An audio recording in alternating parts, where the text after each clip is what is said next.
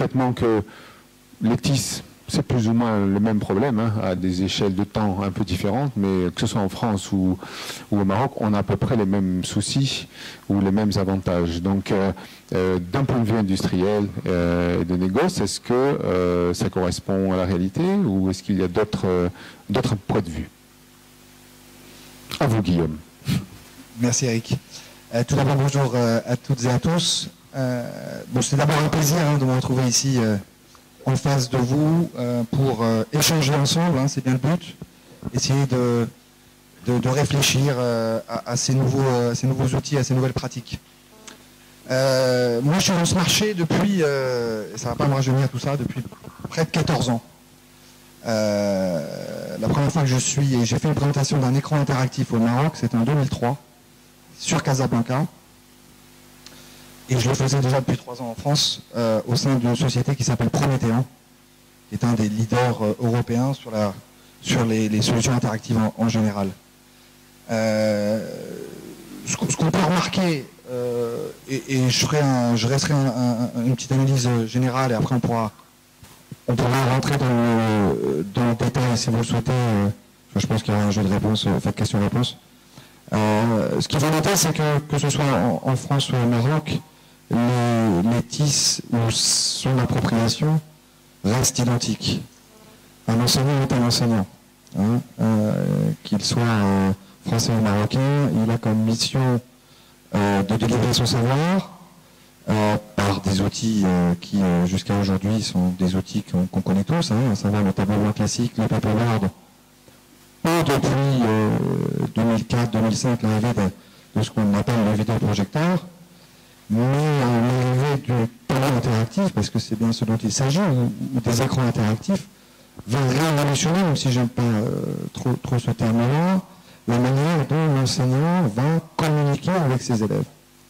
Parce que la première chose, le premier élément dont il faut se poser comme question, si je peux dire, c'est quelles sont aujourd'hui les habitudes, ou plutôt, qu'est-ce que nos enfants utilisent au quotidien à la maison?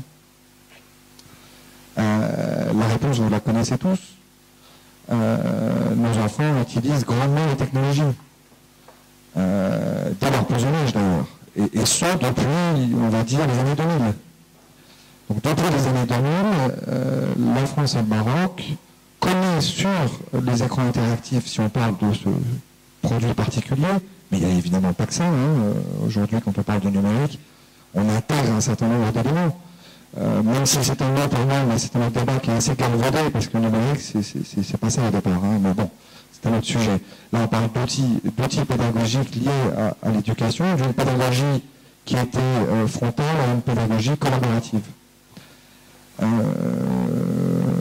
Ce que j'ai pu... je passerai le micro peut-être pour... C'est toi qui passes, d'accord. Encore une fois, ce que je connais moi en tant que dirigeant de société avec mes équipes, c'est les problématiques d'usage, que ce soit pour la France et le Maroc, résident avant tout pour qu'il y ait un succès dans l'utilisation de ces outils, d'une vision, non pas à court terme, mais à long terme. En d'autres termes, avant de déployer ce genre d'outils dans un établissement, quel qu'il soit, il faut se poser la question sur les usages. Qu'est-ce qu'on va en faire? Une fois qu'on s'est posé cette première question, quel est le plan d'accompagnement qu'on va mettre en place pour que ces outils soient utilisés? Et puis, fondamentalement, que ce soit pour la France ou pour le Maroc, c'est avant tout un choix et une décision politique. Est-ce que j'investis dans la technologie de l'information, de la communication, de l'éducation, à savoir les outils interactifs, tablettes, etc., ou est-ce que je fais un nouveau rond-point ou un nouveau tramway? En gros, c'est ça. Hein, voilà. Donc, on va connaître sur ces deux pays des situations identiques, à savoir de faire du lobbying auprès des ministères et de Mme Aziz ou Gilles Brun, que je connais Gilles Brun depuis extrêmement longtemps et Mme Aziz depuis peu, mais c'est toujours un plaisir de revoir Mme Aziz.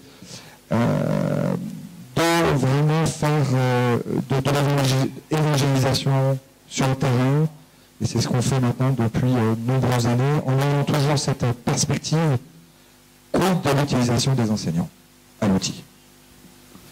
Bien, merci beaucoup.